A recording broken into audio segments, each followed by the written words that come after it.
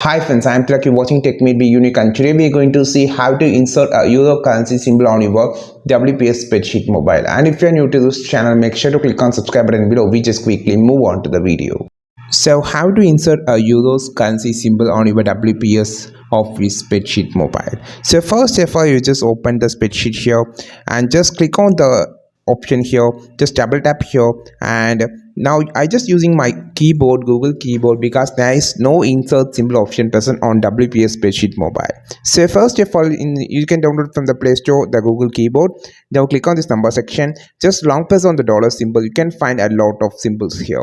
So here the euro symbol, you can just long press it, drop it. You can just long press it, drop it. That's it. Otherwise, click on this number section here, and you can just insert the pound euro symbol here. You can see a lot other more symbols are present here.